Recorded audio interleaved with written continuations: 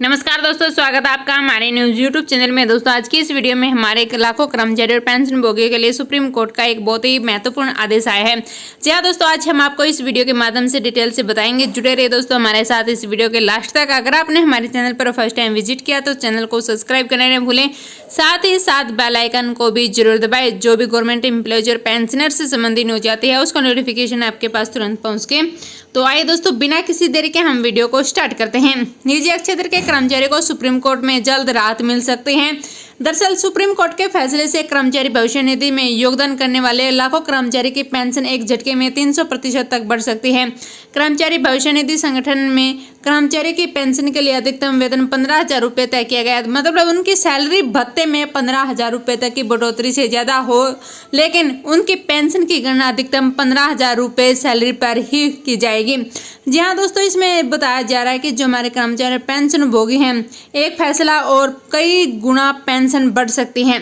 यानी कि अब सुप्रीम कोर्ट ईपीएफओ की इस सैलरी लिमिट को खत्म कर सकता है और इस मामला विचाराधीन है कि और इस पर जो लगातार सुनवाई चल रही है। कर्मचारी की पेंशन की गणना अंतिम वेतन यानी कि उच्च वेतन ब्रैकेट पर की जा सकती है और इस फैसले से कर्मचारियों की कई गुना तक पेंशन है वो बढ़ सकती है। दोस्तों हम आपको बता दें कि जो पेंशन पाने वाले कर्मचारी भविष्य निधि संगठन में 10 साल तक योगदान करना जरूरी है। वहीं 20 साल की सेवा पूरी करने के बाद 2 साल का वेटेज मिलता है। और अगर सुप्रीम कोर्ट लिमिट हटाने का फैसला करता है तो कितना फर्क पड़ेगा, तो आइए इसमें हम आपको डिटेल से बताते हैं कैसे बढ़ेगी आपको आपकी जो पेंशन है। तो इसमें बताया जा रहा है दोस्तों डिटेल से कि मौजूदा व्यवस्था के मुताबिक अगर कोई कर्मचारी 1 जून 2015 से नौकरी कर रहा है और 14 साल की सेवा पूरी करने के बाद पेंशन लेना चाहता है तो उसकी जो पेंशन की गणना 15,000 रुपये से की जाएगी, भले ही वह कितने साल के लिए काम कर रहा हो।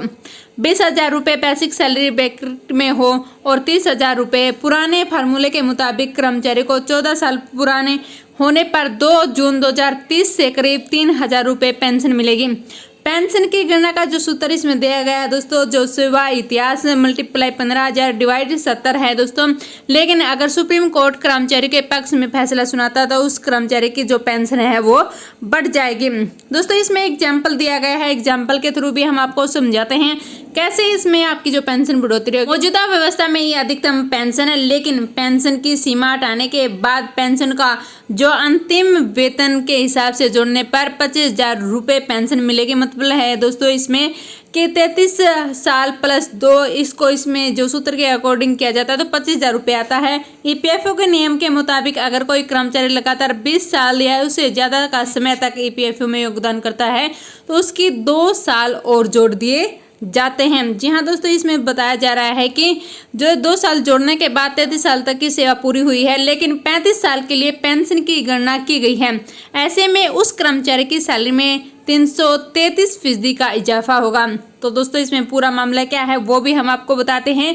केंद्रीय पेंशन संशोधन योजना 2014 सुप्रीम कोर्ट ने अपने फैसले पर फिर से सुनवाई करते हुए कहा, न्यायमूर्ति सुरेंद्र मोहन और न्यायमूर्ति एएम बाबू की खंडपीठ ने 1 अप्रैल 2019 को ईपीएफओ को एसएलपी पर सुनवाई करते हुए कहा, जो कर्मचारी अपने वास्तविक वेतन के आधार पर योगदान दे रहे हैं वे अपने नियोक्ताओं के साथ एक संयुक्त विकल्प के रूप में जमा कर रहे हैं। आवश्यक समझने पर वे बिना औचित्य के पेंशन योजना के लाभ से वंचित रह जाते हैं। पेंशन का वेतन 15,000 रुपये तक तय करना अनुचित नहीं है। ताजा मामले ने पीठ में कहा कि 15,000 मासिक यानी कि 500 रुपये प्रति यह सर्वविदित है। दैनिक वेतन भोगी व्यक्ति को भी इससे अधिक वेतन मिलता है, इसलिए वेतन के लिए अधिकतम वेतन को सीमित करना है। 15,000 रुपये अधिकांश कर्मचारी को बुढ़ापे की एक अच्छी पेंशन से वंचित करना है। जहां तक पेंशन निधि का प्रभाव का संबंध है, समय समय पर अंशदान की दरों में वृद्धि करने की जो निधि की व्यवस्था की जानी चाहिए। अभी भी लंबित है मामला। तो दोस्तों जनवरी 2021 में सुप्रीम कोर्ट ने 2019 में अपने फैसले पर पुनर्विचार किया और मामले की सुनवाई का फैसला किया। इस मामले पर 17 अगस्त से लगातार सुनवाई हो रही है। दरअसल श्रम जो मंत्रालय और ईपीएफओ की ओर से केरल हाईकोर्ट के आदेश के खिलाफ एक याचिका की गई थी। ईपीएफओ का मानना है कि इस जो आदेश से पेंशन 50 गुना तक बढ़ सकती है और 25 अगस्त को न्यायमूर्ति यूयू ललित और न्यायमूर्ति अजय रस्तोगी